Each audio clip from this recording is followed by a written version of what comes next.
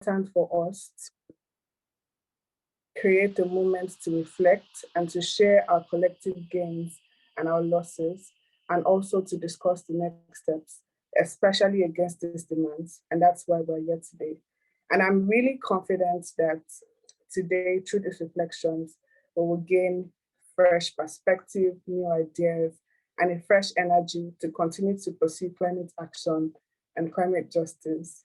Thank you again for listening, and welcome again to the African Feminist Taskforce Reflections on the Eyes and Leaves of COP27.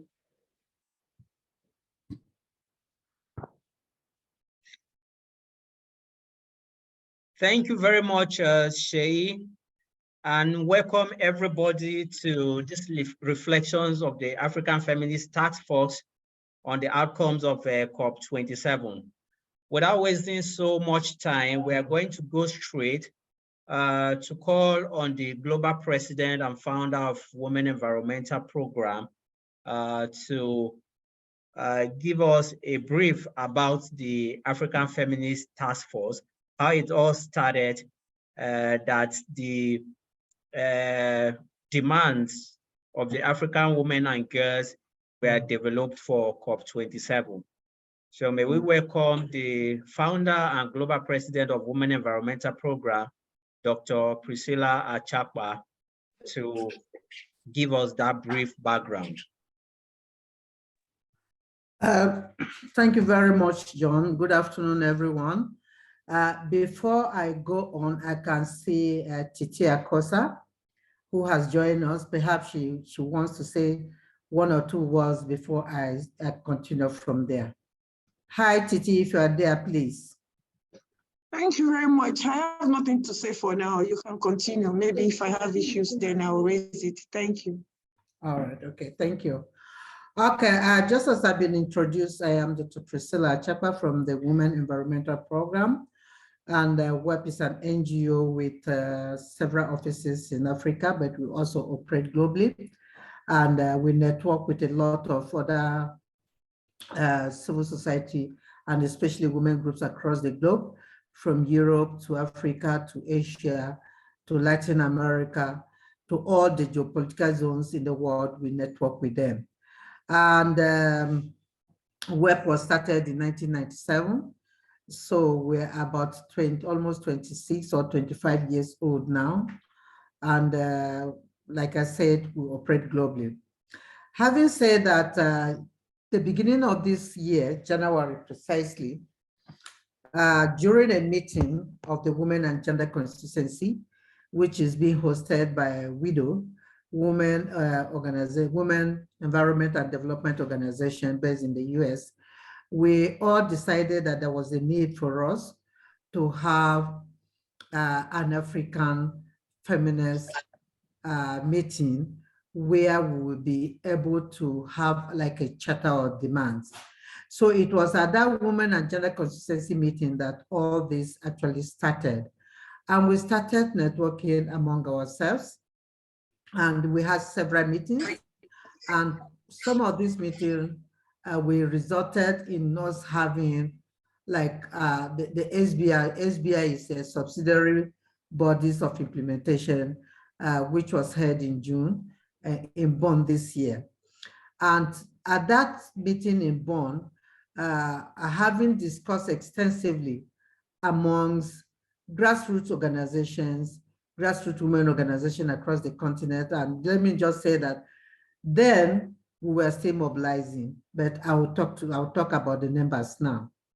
And so in Bonn, which was the technical meeting of the COP, of every COP, we were there in our numbers. And so we had a brainstorming meeting, and we came out with a charter of demands. And this charter of demands, we used to engage the parties. Parties, for those who don't know what party is, that is member states. Member states who are negotiators and from countries. So we used that to engage with them, but we also had several side events where we were able to present our charter of demands. which I will not talk about them now because somebody is also going to talk about the Charter of Demands that we had from Bonn. When we came back, we, together with the rest of the women across the continent, we threw this Charter of Demands to them. And of course, we had several meetings, including having a workshop in Accra, which was a workshop that brought civil society, women's major group, private sector, and the negotiators together for a whole 1 week in Accra, where we were able to brainstorm and come up with kind of thematic issues that we really want to take to COP27. But also working with the negotiators, we felt that having engaged them prior to the COP27, they will be able to, assimilate and of course embrace our own Charter of Demands. So from there, we also had a feminist meeting, which was held in Zimbabwe, and Zambia, which was also organized by Feminist. And this event brought in several organizations and several women groups across the African continent as well. So we came back and we had this Charter of Demands, and we planned that these are the Charter of Demands that were actually accepted by everyone, because we have to post them, we have to work with everyone for the 150 women organizations, and of course from the grassroots to the national, to the regional, and to the global level, we work with all of them. And so we're able to take this Charter of Demands to COP27. At COP27, several activities happened. A lot of the women major groups were involved in several other activities, apart from the fact that we had a press conference where our Charter of Demands was being presented. People like Titi Head organized side events on the issues of climate finance, and also we organized several side events. But on a daily basis, we're also working with other women and gender consistency, because we believe that that is the mother of the women and of all women groups when it comes to the UNCCC. And so I want to say thank you to Women and Gender Consistency for supporting us all the way, for us to have a successful event. And so that was the process that led to us having, being present at COP27. And indeed, for the first time, the African women were very visible at COP27, and we were being noticed. Everywhere we went to, even the African negotiators were very happy with us that for the first time, African women groups have been able to mobilize themselves and are now more visible than they have always been at most of the COPs. But just to say that it's not as if African organization or African women or feminists and girls have not been attending COPs or have not been visible. But this time around, instead of working in silos, we decided that there was a need for us to work as a group, as a team. You have your own area of expertise. I have my own area of expertise. And so we need to leverage on the expertise of everyone that was there. And also making sure that we close up all the gaps and then we work together. And that was the essence of this. And that was what we were able to achieve during COP27, right from the planning to attending COP27. So that was the process. And I want to thank you very much for a lot of you that participated, a lot of you that supported Zukiwas, who is Zukiswa. Mishi, who is not able to be here, she would have been able to make a presentation, but she's very strong. She sent her word and she sent her greetings. So I want to thank each and every one of you that participated and supported this process. Indeed, it's the first time that we had this kind of unity working together, and it was indeed very strong. And we hope that we will move forward with this. Thank you. Thank you very much, Dr. Priscilla, for laying that background to where the African Feminist Taskforce started their journey to COP27. As you were speaking, Mishi just joined us. As Dr. Priscilla said, Mishi is one of the strong pillars of the African Feminist Taskforce and the Women and Gender Constituency of the UNFCCC. And she was very supportive in the development of the demands of the African women and girls to COP27. And so at this point, let me give the floor to Mishi to say one or two things before we continue. So Mishi, if you can hear me, the floor is yours. Thank you so much, John. And congratulations for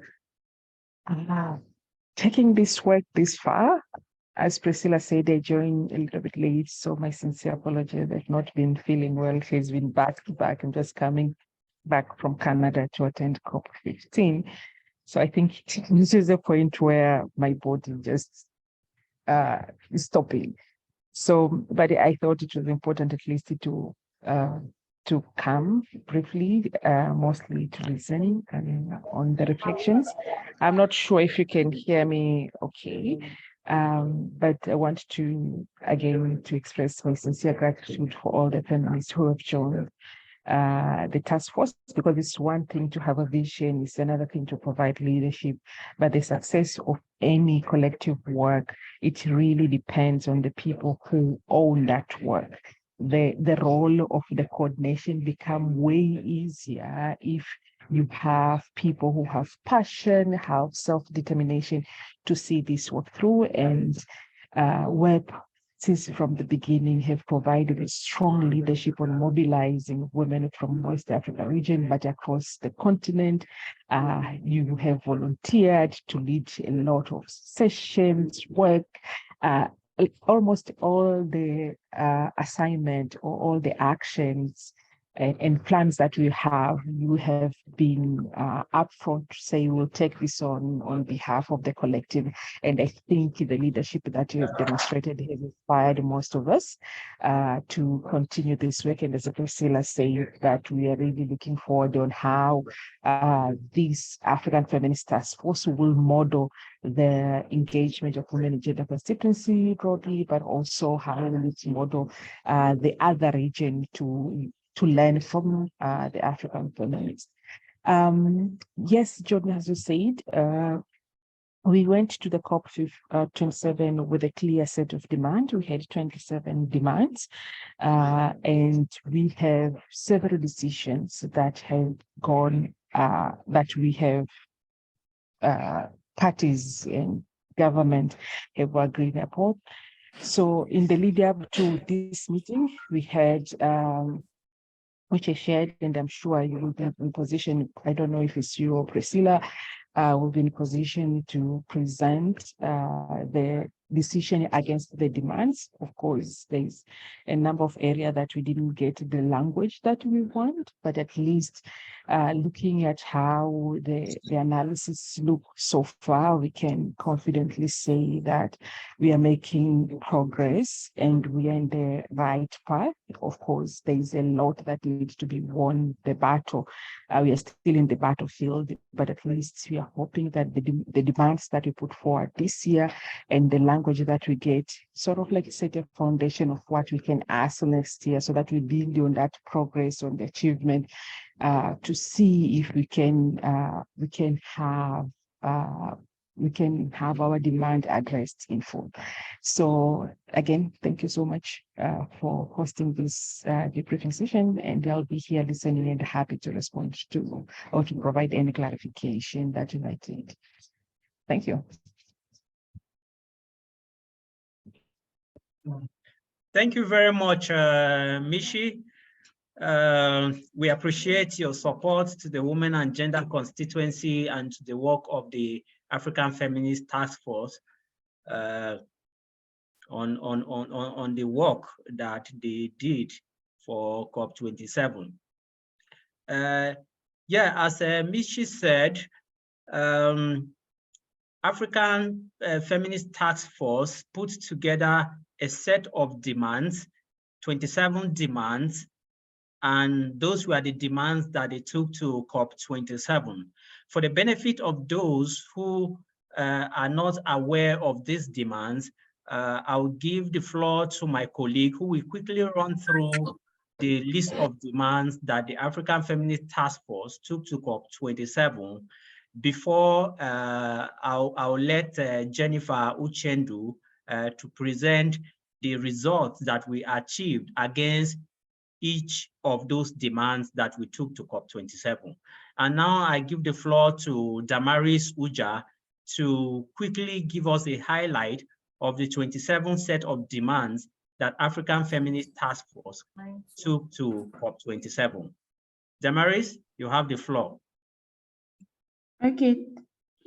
Hi, everyone. Thank you so much, John.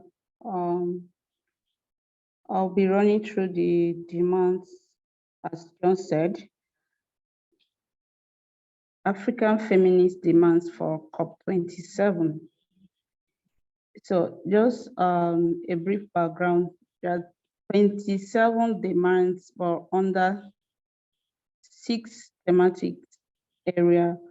So I just try to summarize it to pick 2 key points in each of the thematic area because it's a lot, and we have the demands online, and we can also share in the chat box for people who don't have access to it to take time and go through it on their own.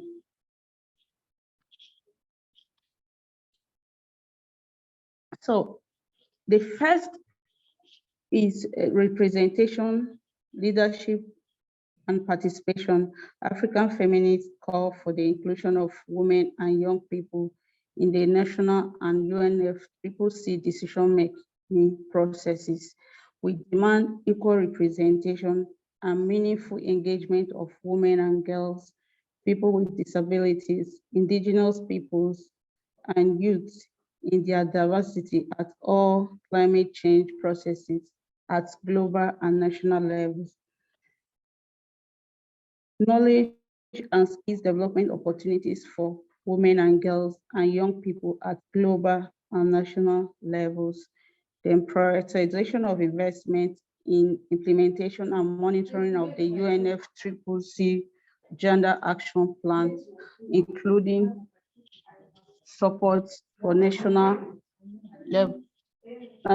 focal points. The second was just an equitable transition from fossil fuels for all. We demand developed countries commit to immediately halt all new investments in fossil fuels and nuclear energy, with a clear and urgent shift from a fossil fuel-based economy to a sustainable, just, and feminist economy, centering gender-responsive use of renewable energies. Developed countries, particularly the European Union, pull out of the Energy Charter Treaty and stop its expansion to other countries. Third thematic area, climate finance.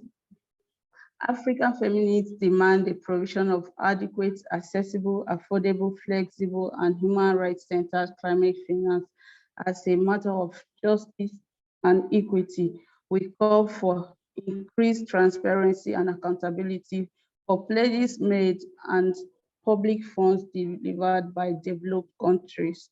I want to talk more on this point because it's something that we have been advocating for since. Every year we keep hearing promises. And if you look at the second point, it says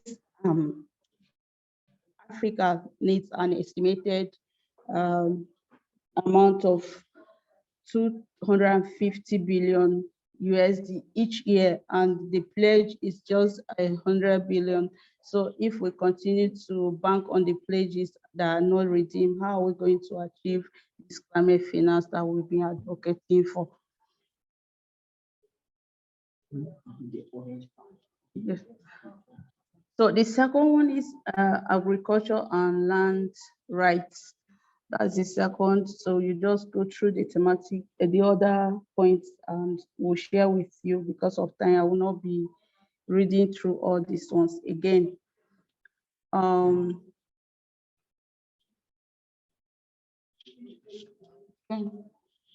The fifth is technology.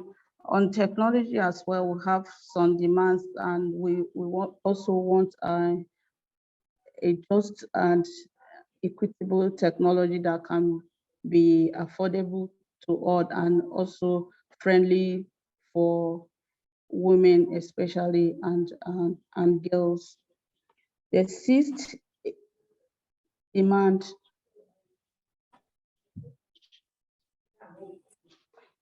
intersectionality and linkages with other programs.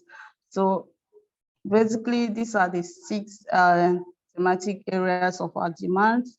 And like I said before, we're going to share it with you in the chat box so that you can go through it at your own spare time.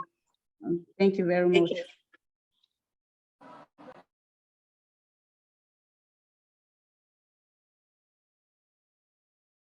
Thank you very much, Damaris, for presenting the highlight of the 27 demands that African Feminist Group took to COP27. So at this point, I will call on Jennifer Uchendu, who will present the outcomes that have been realized against each of the 27 demands. We'll get to know where we were able to get the demands that we wanted, that we advocated for, and where we failed to get anything. So Jennifer Uchendu, if you are ready, the floor is yours. Thanks so much, John. I would just go ahead and share my screen. Welcome again, everyone. My name is Jennifer Uchendu. I'm the founder of Susty Vibes, also a member of the African Feminist Taskforce. It's such a privilege to be here again to talk about, our reflections, how the Taskforce has grown, what we experienced at COP27, and how generally, we look towards the future for COP28 and subsequent engagements. Now, before I start, I'd like this to be as collaborative and as engaging as it can be. So if you can hear me all right, I'd like you to put in the chat box an emoji or a word to encapsulate how you felt about COP27, especially as it relates to our demands, our expectations, our agendas, for those who attended, for those who read about it, for those who followed on social media. I'm looking at the chat box. It could be an emoji, it could be a word, just something, in terms of how you felt about it.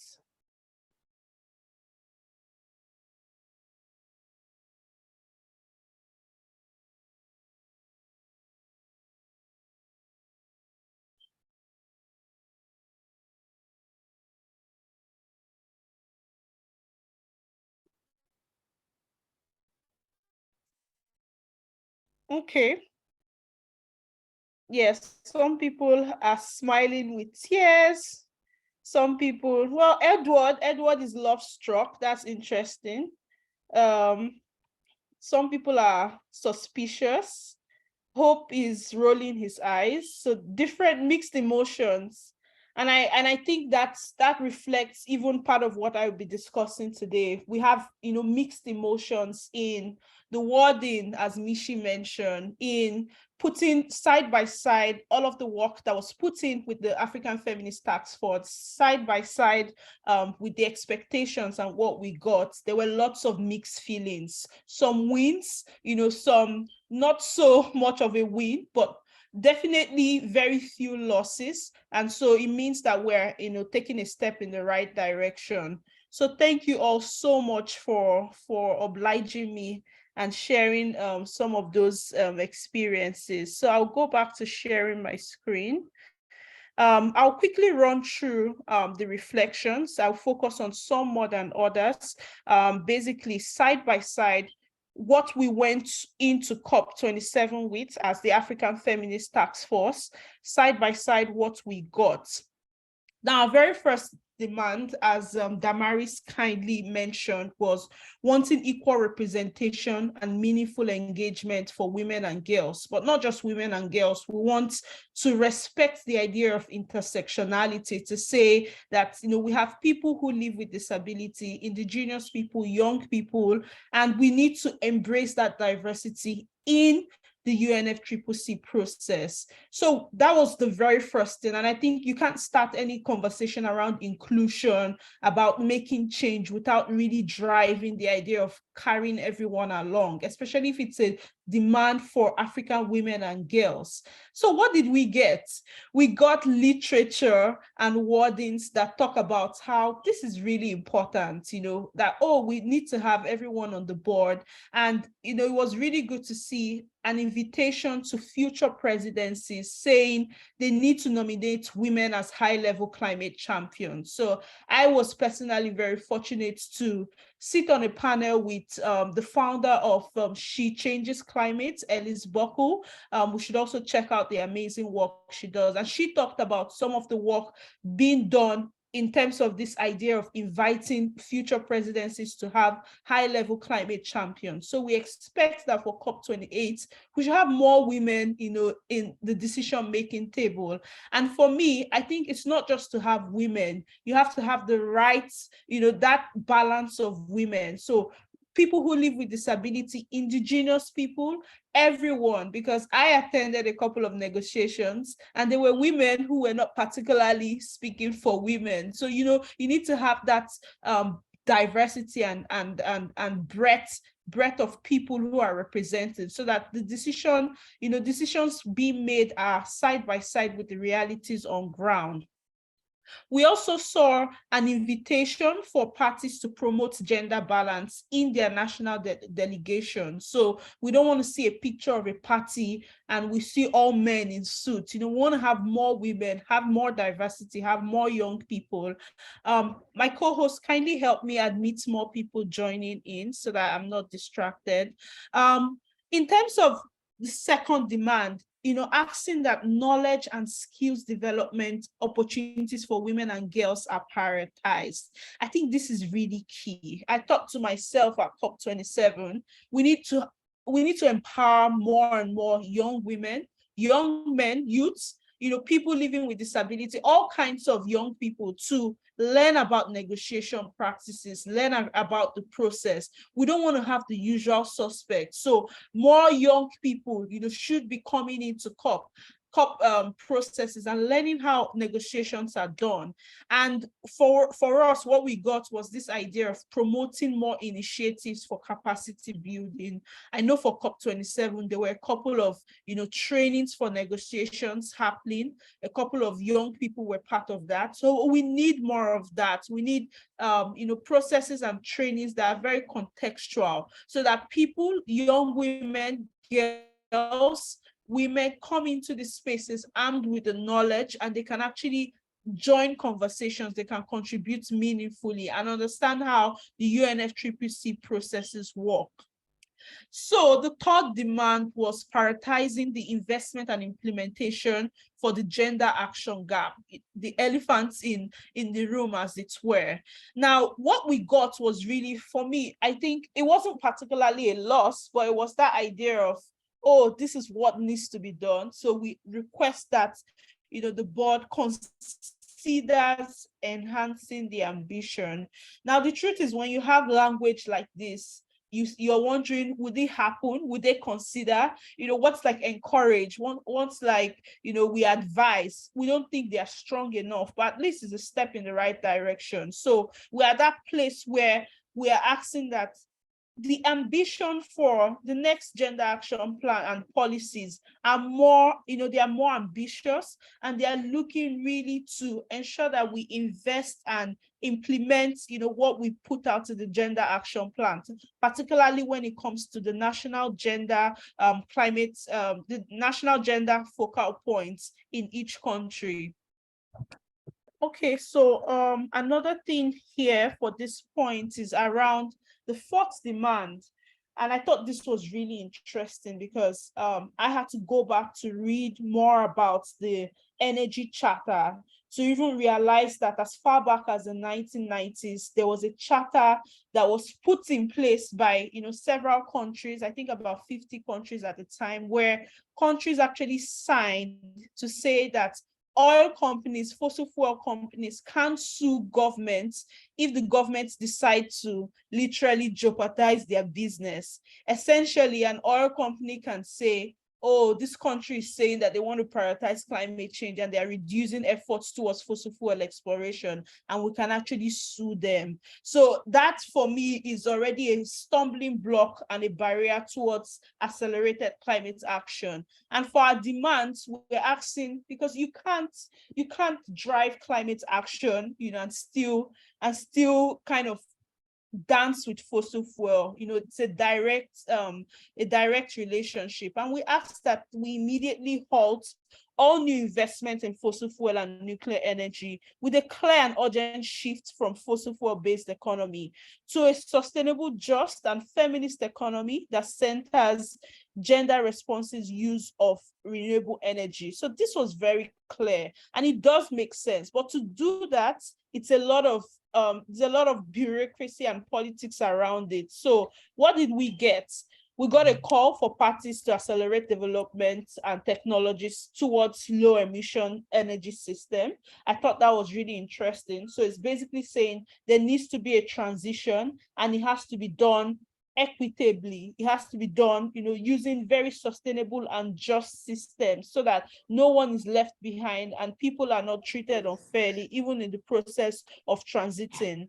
And very interestingly, we saw that we asked that the European Union pulls out of this energy charter, which is something I mentioned earlier.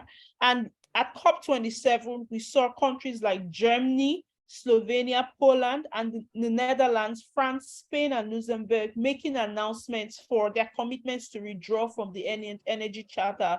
What this means is that if they pull through on this withdrawal, would have these countries being able to make on their own standalone commitments towards divesting from fossil fuel without the threat of being sued by European oil companies. So I think this was really, really impressive to see that we at least have that step in the right direction.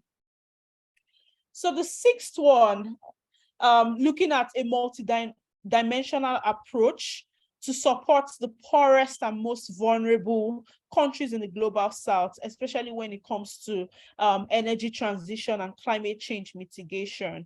First of all, the loss and damage, the commitment to have a loss and damage funding facility was a win towards this particular demand, and it's something that we're grateful for and looking forward to subsequent meetings where there will be a definite and sufficient and flexible and financial fund for loss and damage. We saw, the idea around encouraging parties to invest in any planning on just transition, a lot of encouraging, but we saw two actual things happened here. There was a request by the Secretariat that, where possible, there should be planning and implementation for effective policy. So basically something that needs to be done. A workshop needs to follow after now in terms of how do we do this, especially for countries in the global south. There was also the idea of we need to establish capacity building partnerships and network for increasing the representation of developing countries, basically to assess implementation and response methods. So a lot of technical jargons here, but basically they are saying a lot more partnerships, a lot more technology and knowledge transfer in terms of helping countries in the global south understand how to evaluate and measure, all of these demands that we're asking for. Okay, so in terms of our sixth demand, well, I think I've touched on this. I will go mostly to the seventh one. The seventh one was really looking around promoting renewable energy, reducing the burden of unpaid care work, and ensure that women and girls are identified and compensated and really recognized for the work that they do when it comes to unpaid care work, whether it's going into the forest to take out charcoal or wood for cooking and all of that, it still falls in the energy value chain. And women oftentimes bear the burden of ill health, air pollution, and scarcity that comes as a result of these issues. So what did we get? That, again, language stressing the importance for enhancing clean energy mix. We also saw the idea of including and really highlighting low emission and renewable energy at all levels. So this should be something that is happening, and I think this came up a lot in the Sharm el-Sheikh implementation plan. The idea that at every level of government, parties should be considering having that clean energy mix. So basically, as we push towards transition, there should be mix of low emission, renewable energy mix. And what this means is that we would need more investments in technologies, whether local or imported, as it were, technologies that help us really drive this goal of having a clean energy mix. Our eighth demand was asking for a dedicated and debt-free finance facility for loss and damage. I've spoken on this as well, and we saw that decision to establish new funding arrangements to assist developing countries. And I really, really was happy that we had this win, because I personally attended sessions where when talks around loss and damage came up, countries and parties were saying, oh, this is something we're considering possibly for, COP29 or COP30. And I remember someone raising their hands up and asking a question: how many people would die before then? How many people would have to suffer? And this isn't just a case about, to finance or money. We talk about non-economic loss and damage, where there are lives that are being lost that you can't even pay for that, for that loss. There are people whose destinies would be altered by climate-related disasters that are non-economic losses that need to be factored in. So we're glad that this has happened, and we need to amplify the pressure, because this is really about climate justice. The fact that persons in the global south, in Africa, are suffering for emissions that they did not release, their ancestors didn't release. So there needs to be that equitable and just idea of climate justice. So I've talked a bit on the seventh one. So the ninth one, really another elephant in the room, was this idea of, we demanded for the delivery of in full of the 100 billion USD climate finance per year. This is something that's been on for a while, that this commitment was made, but really nothing to show for it in terms of next steps and when we'll actually have that money in the bank. So what did we get? Expressing serious concern that this goal, has not been met up until now, and requesting that a standing committee on finance prepares, reports and ultimately findings and whatever is needed to know for why exactly this fund hasn't come true. So at least we got that. There's that serious concern, but we need that serious concern to translate into, checks being signed, commitments, being pledges being accomplished, and finance being available so that, work can be done. The 10th demand looked at scaling up adaptation finance by prioritizing grants as opposed to loans. Ultimately, the idea for climate adaptation is to increase the safety nets and, really support people and reduce their vulnerabilities so that they have ultimate resilience to buffer against some of these crises and impacts that are already here. We're seeing the floods are already here, the impacts are already here. So we need that finance for people to be able to cope. So what did we get? Another emphasis that this funding is needed. We also saw that idea of scaling up public grants for adaptation within vulnerable regions. So more calls for grants and support that are not loans, basically idea of supporting people and offering grants that will be used for projects that support people in the interim.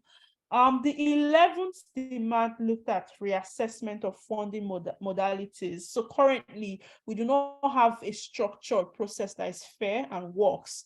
And what did we get? We got a reiteration, as it were, that climate adaptation finance should flow through operating entities of the financial mechanism, basically all of the entities that already exist, but mostly calling for the need for transparency, the need for a thorough, harmonized, and simplified direct access procedure. Again, a lot of technical jargons, but what are we trying to say? The fact that this process for getting this finance should be simple enough, should be easy enough, should be accessible enough. So that was the big picture there. The 12th demand was asking for meaningful engagement and inclusion of women and girls in terms of funding. When we're talking about funding, climate adaptation, technology transfer, we need to have women and girls at the forefront. In all my years of practice in climate change work, every time I hear the words around climate mitigation, technology transfer, it has the face of a man in a suit. Why? How can we change this picture? So this is something that really came up. And what did we get at COP27?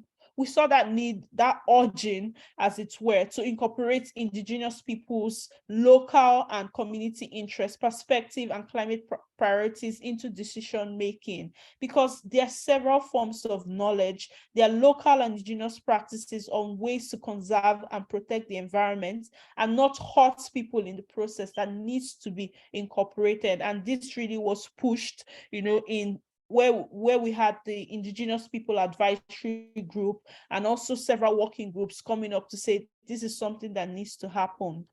The 13th demand was around asking governments and climate funding facilities to make funding available to support national gender climate focal points. Really, really key. It's almost hard to believe that we have a process where every party has a national gender climate change focal point, someone who's delegated to support efforts towards incorporating a gender lens into climate adaptation or climate action, as it were. And we're still having to beg, demand, and request for funding for these focal points to do their work. So basically, this was something that was very key, particularly for us as the African Feminist Taskforce. And what did we get? We got some form of encouragement to say that this is important. They need to support the gender focal points. We saw there was a request for the Secretariat to actually support the attendance for the gender focal points in different UNFCCC meetings. So basically, it should be unheard of, that focal points are having to scramble for funding to attend meetings so that they can effectively do their work well. The 14th demand looked at strengthening government capacities for gender budgeting for climate change initiatives. So this is also very key, ties in with the 13th demand. We saw what did we get? We got that idea of sharing experience for people and countries that have done it right. Let there be a learning and sharing platform where all of these things can be brought together, and there will be a review of the implementation of the gender action plan. So hopefully we're thinking beyond as the lead up to COP28, there'll be more and more definite meetings around how this will be done. 15th demand was basically looking at access to land and control for women. We know this is a big issue for us in Africa.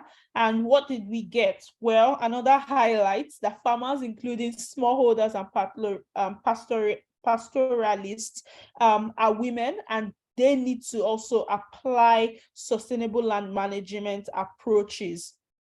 So not so much on that idea of land rights and women in this particular demand, but I'm glad that it came up. I know I've joined sessions where this also came up in different conversations. The 16th demand was around protecting the rights of women, small-scale farmers, food producers, artisanal fisheries, and pastoralists, indigenous people. And what did we get? Also something that looks around recognizing the importance of safeguarding. So nothing very strong on this. So hopefully we get that for COP28. Okay, so I'm gradually wrapping up. Our 17th demand looked around respect for communities' right for full control of their agriculture and indigenous seeds, as well as food system. And what did we get? Literature around, emphasizing urgent need, urging parties in particular, and relevant organizations to increase their efforts in relation to promoting sustainable agriculture. So this, I think, is very, very key, particularly for CSOs in this space, to look at how we can support our government, how we can work on creating frameworks and ways to actually get this demand done, and for it to be done meaningfully. We also got that the request for the subsidiary body for the scientific and technological advice to really come up with a joint work for implementation for agriculture and food security. So it's good that this happened, but it's basically in terms of how do we build on, how do we, for example, promote a holistic approach to bringing issues around agriculture, food security, gender, in ways that, we're inclusive and we're not missing anything. Also putting climate adaptation at the center of all of these conversations, particularly for vulnerable groups such as women, small-scale farmers, and indigenous people. So in terms of our 18th and 19th demand, unfortunately, there wasn't any particular literature speaking to it, looking around, commercial exploitation of knowledge, genetic resources, looking that the private sector investments are not used to replace public investment. So basically trying not to reinvent the wheel around capitalist systems that have brought us to where we are. Unfortunately, we didn't get definite literature or commitments towards this. So we're hopeful for subsequent meetings.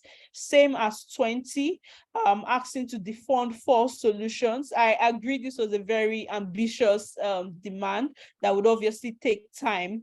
Our 21st demand was looking around gender mainstreaming in national policy. We saw, again, encouraging parties to increase full and meaningful equal participation. We also saw them asking parties to provide support. 22nd one was looking around a national climate learning strategy. Basically, and I think this was very interesting because what we got out of this was this idea for parties to adopt a 4-year action plan under the Glasgow Work Programme on Action for Climate Empowerment. So basically looking at ACE and how we can continue a learning program that's contextually relevant for each country, so that more people have the leadership, the skills needed to adapt to climate change and to also bring local innovations. The 23rd one was around human rights, looking around safety and security for people. So what did we get here? I think there were several conversations around human rights as never seen before for COP27. So we saw that acknowledgement that this is actually a human rights issue, and that as much as possible, parties should prioritize the human rights side of things. There was also conversation around water sources. Our demands were very, very packed. So we went there very prepared, I would say. There was literature around recognizing, the roles of protecting and conserving, but not so much on the next steps in terms of how do we actually do this? How do we ensure that we protect the water sources? 25th one looked around very similar to the 24th.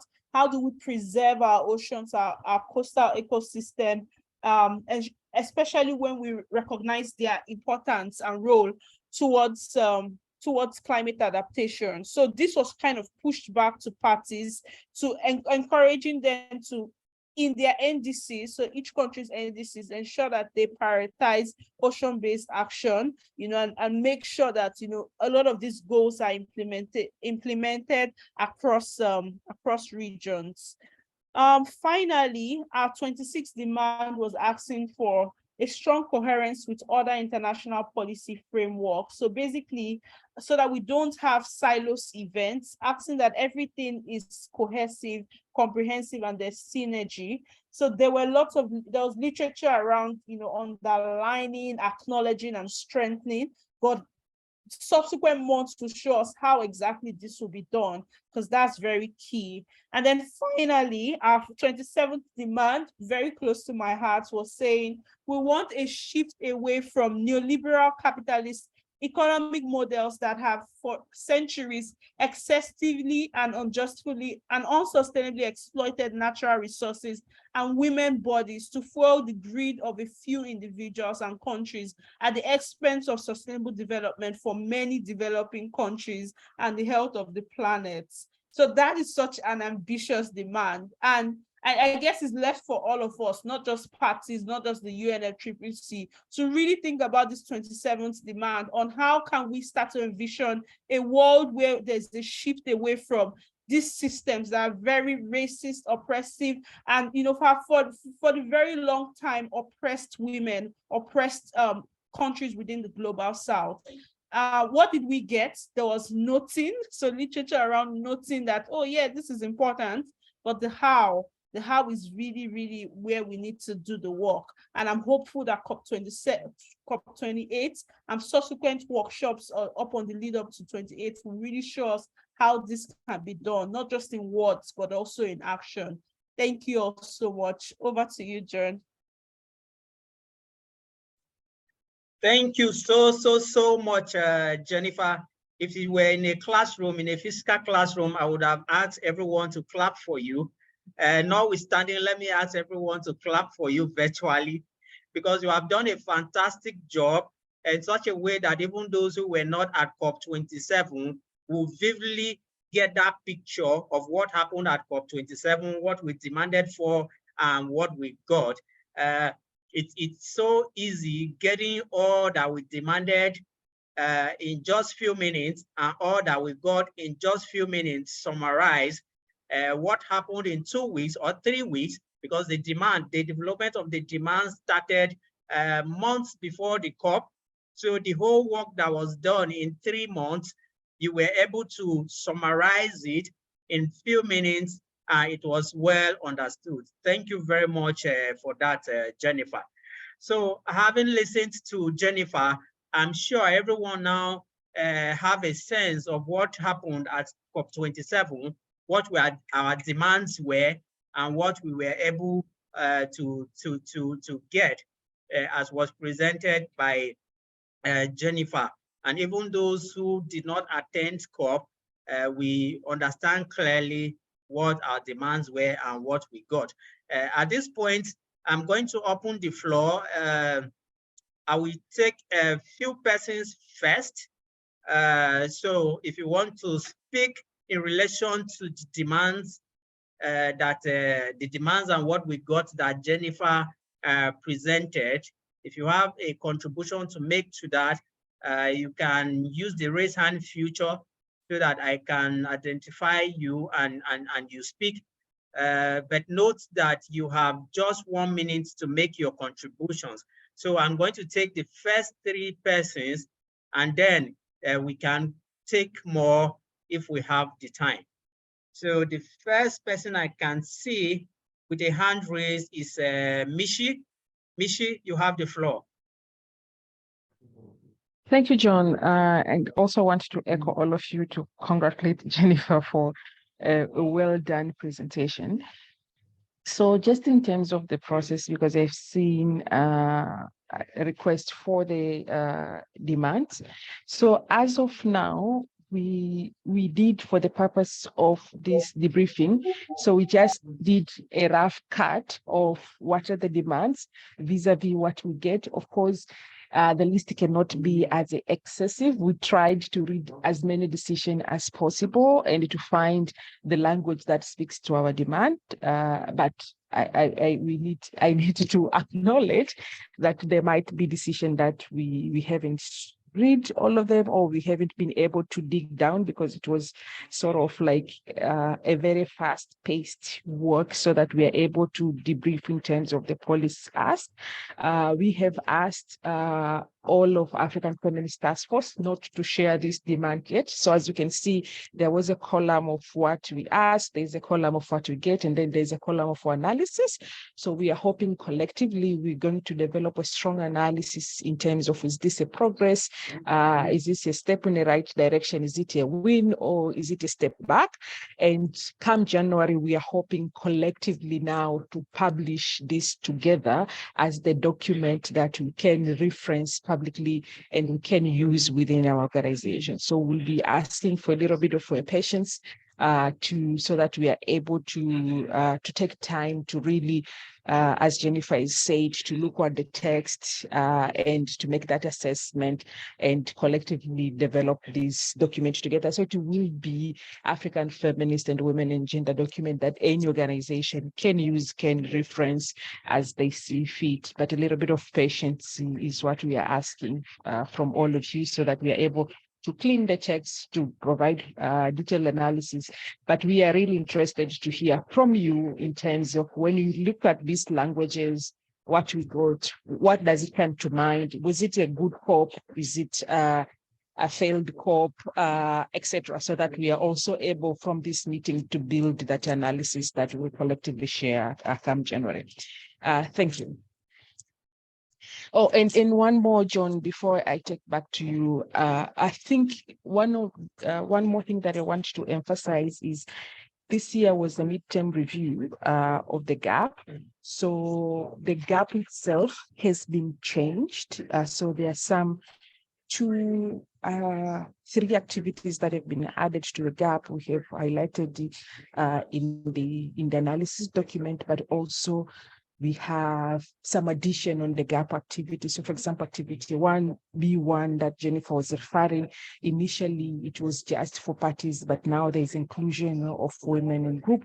So all that information will be provided. So you are also guided in terms of, now if you are looking at the gap document, you know that there is alteration in the activities. So we'll make all those information available as well. Thank you. Thank you so much, Mishi, and thank you for the additional information that you have provided. As I told you earlier, Mishi is one of the backbones behind the Women and Gender constituency and behind the demands that were taken to COP27. And she is also was very instrumental to getting detailed outcomes against each of the demands as presented by Jennifer. So can I ask all of you to also applaud Mishi for a job well done. Thank you, Mishi. And so I can't see any other hand up. If you want to take the floor, you indicate by raising up your hand and the floor will be yours.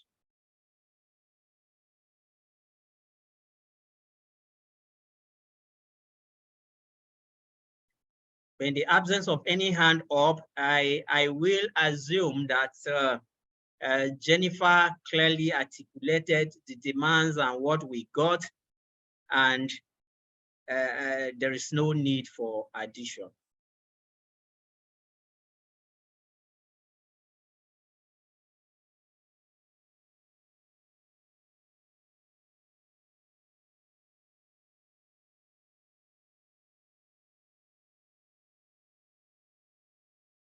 Okay, there's no hand up, so I think we should proceed. But just to also emphasize that, as Mishi said, we should all look forward to this document, which will be completed soon. And this document will become a research document. It will be a reference point to any researcher that wants to do anything around gender and climate change. You will not even see this kind of literature in the UNFCCC. You can only find this kind of literature in women and gender constituency. So thank you once again. John, there's a There's a question question. in the group chat. Okay, let me look at the chat and get the question. The question is, my question is, what will be the most challenging issues faced in the environment and climate change aspect at COP27? And this question is coming from Mimi. So anyone in the house can take a shot at this question to provide answer, the needed answer to Mimi.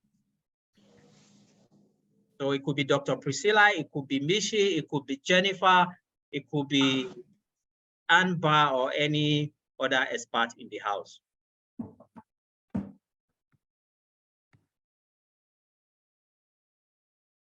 Thanks, John. I could take a stab at it and would also invite my mentor, Dr. Priscilla, to say something. It's a very big hand question. is also up. Okay. It's a very big question, and thanks for that, Mimi. I think it's for some people it's also quite subjective in terms of everyone goes into COP27 with an agenda, hoping that some of these decisions would look at that agenda and provide support. I think for most people, a big challenge was the idea of fossil fuel, and that idea that there was no particular decision that definitely looks at a global perspective of phasing out fossil fuel or even phasing down, whatever literature. So it's that idea of it's still business as usual. COP had over 700 fossil fuel lobbyists, at this year's COP27. So it's like there's still business as usual when it comes to fossil fuel exploration. And that's terrible for climate change. That's terrible for the environment, because if we continue with business as usual, it means that emissions will continue to rise. We won't get to, our desired 1.5 degree, and a lot of things will not be achieved, and the whole essence of the Paris Agreement and all of the treaties will start to crumble, because it's still business as usual when it comes to fossil fuel exploration. I think that for me, it's a big challenge that we still haven't been able to wrap our heads around. Thank you. Over to you, Mishi. Thank you, Jennifer. Thank you, Jennifer. I think you said what I wanted to say. So definitely fossil fuel is a big challenge. And I think increasingly we are seeing, because finance used to be the big challenge, but I think we are seeing that government and private sector are ready to commit money, provided you let them continue with the fossil fuel. So we have seen in this COP, there is funding for we got the loss and damage facility.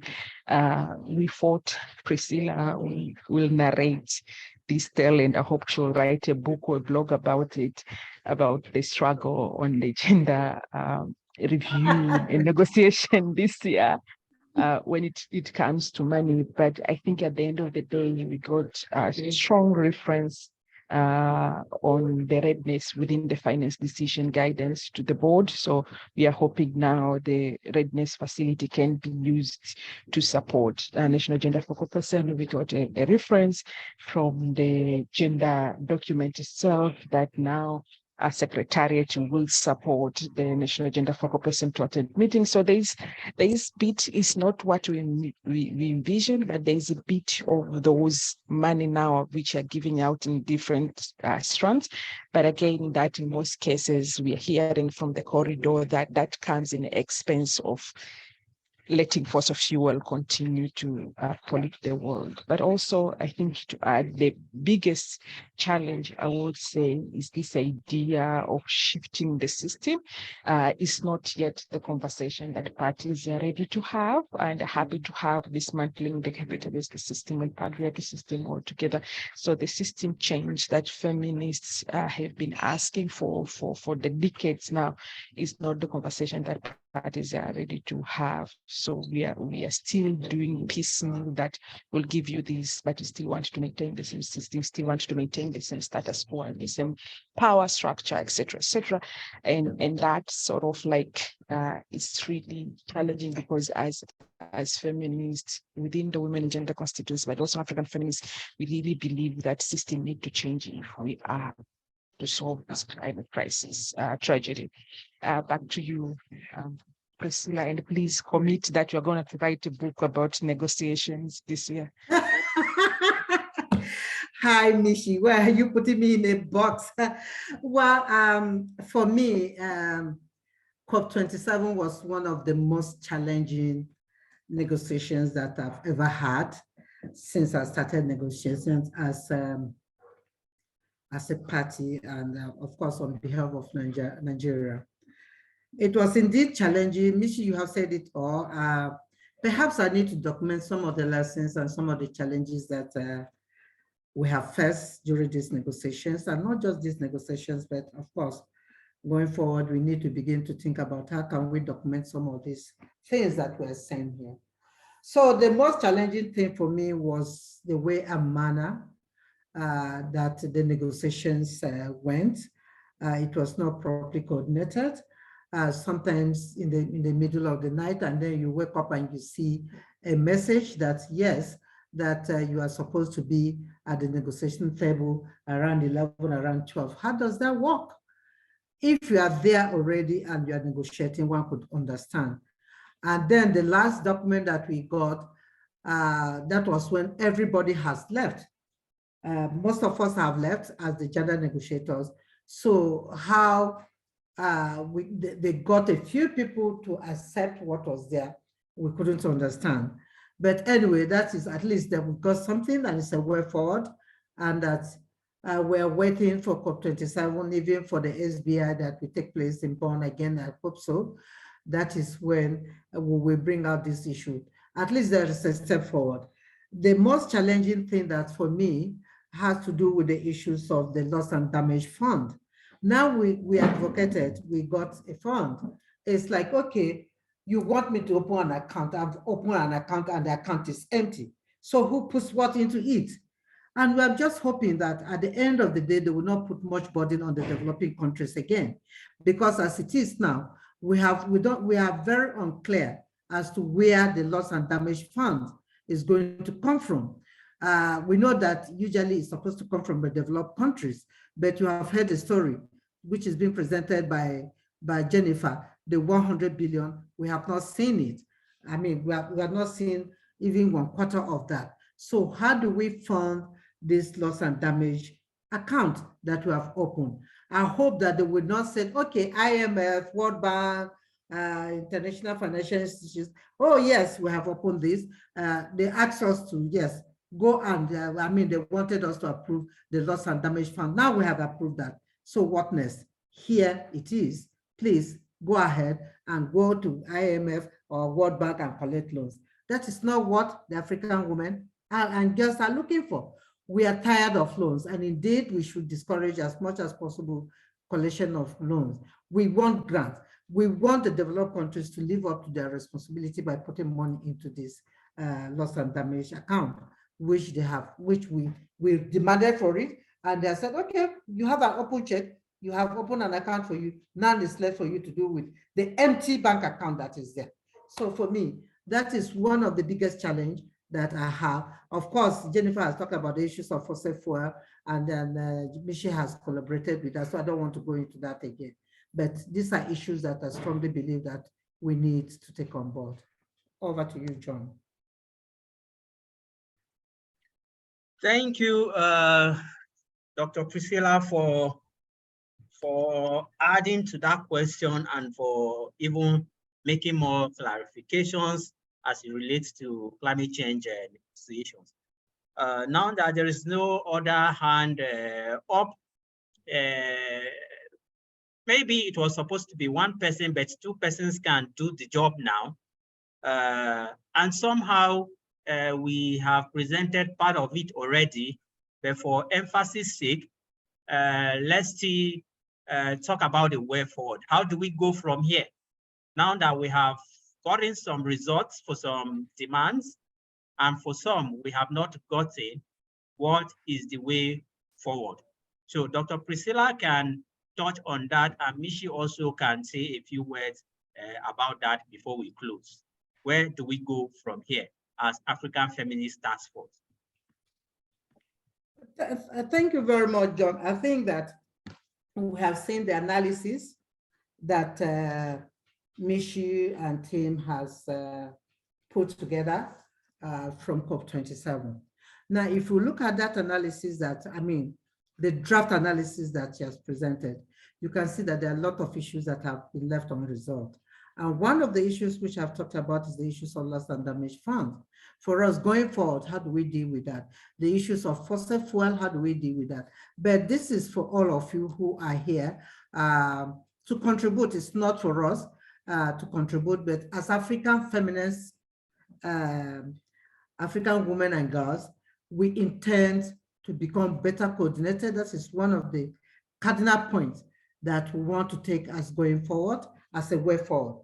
We need to become more coordinated, and we need to be able to do things like research so that when we're making our presentations, when we're making our cases before the parties or before the world, we are making it with concrete evidences that this is what is happening on the ground. We also need to open more doors for a lot of the grassroots women organizations. My battery is falling on me. A lot of grassroots women organizations around the world to come, especially from the African perspective, from the African continent, to join in this crusade, because it's not about one person, but it's about all of us. And if all of us join together to advocate and fight for our rights, for the rights of those, the most vulnerable people, the indigenous women, the indigenous communities that don't have a voice, the people with disabilities who will not be able to be at the negotiations or who will not be able to join us when we go for some of these calls, is very important. So this is the time for us to begin to become more organized, more coordinated, and plan ahead of COP28 from now moving forward. Over to you, Mishi. Thank you, Priscilla. So definitely there is a lot of work to do. The closure or the end of one COP is the beginning of another COP. And as I said, we came up with a lot of decisions, but most of those decisions ought to be implemented. One of the other things that we are doing is also hoping to share the number of submissions that COP decision are calling for, so that we are also, as African feminists, we are not just attending COP event, but we are also able to support each other to do formal submissions within unit forces, so that our voices can be heard in those synthetic reports.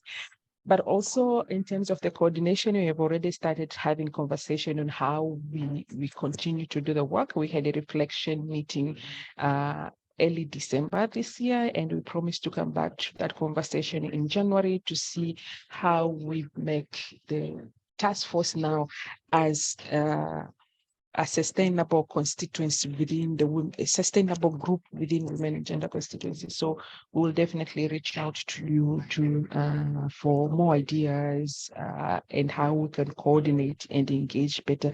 But definitely we have built a community that has been powerful, and it will continue to work, and we are really happy to continue provide support and be part of that community. So I wish to thank all of you, wishing you happy holidays, everyone, and looking forward to meeting you in January so that we can start the work of preparing for COP28 in January. As Priscilla has said, we started this work with us for January this year. So come January next year, we are already starting the process of coordinating our work towards COP28 and are hoping, because we have learned a lot of lessons, we have built the relationship, we know where we have failed, we know where we have succeeded. So the next year, I think, will be bigger and better and more effectively. So let's look forward to that. And yeah, we take this time to appreciate each other, because as activists, most of the time we take a lot of time to criticize on what we have not achieved, what we have done wrong. But I think it is important, as we rejuvenate our energy, also to take stock of what we have done right, and what are the wins, smallest as it might be. It's important for us all, it's important for our collective work to appreciate that collective gain that we have. So thank you, everyone. Congratulations for the work that we have done this year, and let's look forward to a better and effective coordination and engagement next year. Thank you, Mishi. John, before I hand over, just to say that we have one of the coordinators of the Habitat International Coalition who joined us in this meeting, Musa. Musa has really been advocating that when it comes to the issues of land rights, the issues of habitat, that the African women and girls must carry habitats along with them. So Musa, I assure you that we will try as much as possible to do that, because you have the expertise and there is no way that we can do this all by ourselves. That is why we're calling for partnership, we're calling for coordinated approach, so that we can bring the voices of the most marginalized, especially from the grassroots to the regional, to the national, to the global level. So be assured. I see somebody said, yes, we need to have a community of practice. Yes, as the feminist organization, Women and Girls in Africa continue to evolve, we are going to take most of those recommendations that you're putting on board and work with them. Thank you very much. Over to you, John. Thank you very much, Ma. Thank you, and thanks to BC for the way forward that you all have put forward. Some way forwards were put in the chat. Let me quickly read them. And someone said we need more advocacy papers, follow-up, pressure. Yeah, we need more pressure on the policymakers. Another said, strategic engagement of African leaders to support global engagement to enable us meet our demands. Yeah, those are some of the way forwards put up in the chat. At this point, it will be right to have some closing words from one of the partners who is hosting this reflection meeting. I think I forgot to tell us that this reflection meeting has been co-organized by Women Environmental Program and Sosti Vibes. So before we close, I will call on the Executive Director of Women Environmental Program, Nigeria, in person of Ms. Anne-Marie Abago, to give us some closing words. She'll be using my seat and my screen since hers is not working properly. So she'll take my seat now to give us some closing words.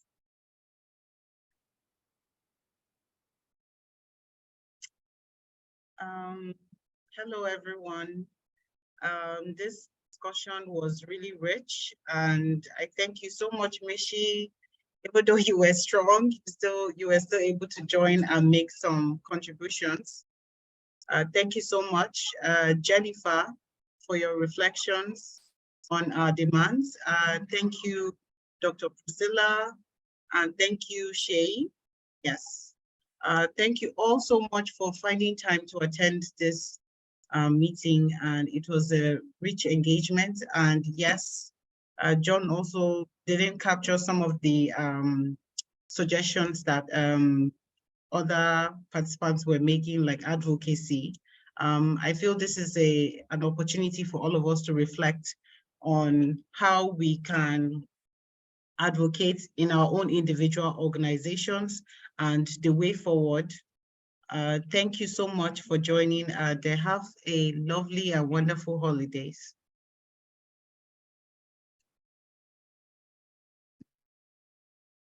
Yes, can we all turn on our camera so we can have a group photograph, please?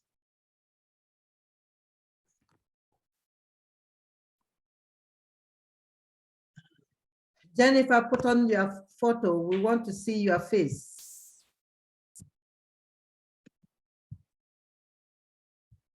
And please, let's all smile. The holidays is just at the corner.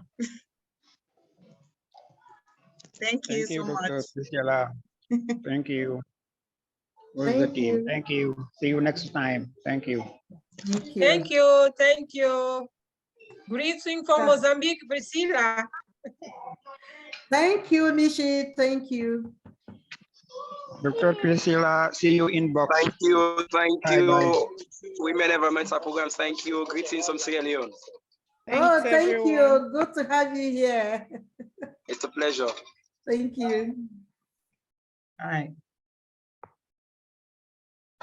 Bye. Okay, bye. Thank you very much. Bye. Hi, Mimi. Good to have you. Yeah, same here, Dr. Priscilla. I'm so grateful. Thank you. Thank you for inviting me. I'm so sorry I joined in late. That's okay. The same with me. I kept having problem with ID. I don't know, but eventually I came in when it was almost over. But it's Okay. good to Prof, see good you. to have you here.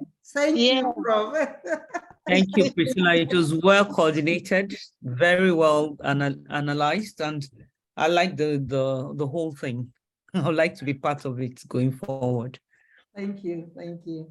Dr. Priscilla, can we please have the presentation, please? Oh, yes. Oh, yes. That presentation. Thank you. It Thank will be you. sent to you. It will be Okay. sent to everyone. Thank you so much. All right. Thank you. Bye-bye. Bye-bye. Bye. Dr. Priscilla, see you next time. Bye bye. Thank you, Musa. Thank you very much. Okay, bye. I have told them we have to work with hi. Okay. Bye bye. Bye. Thank you.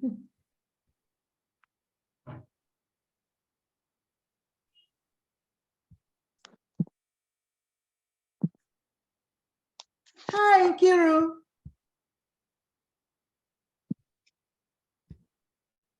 How are you?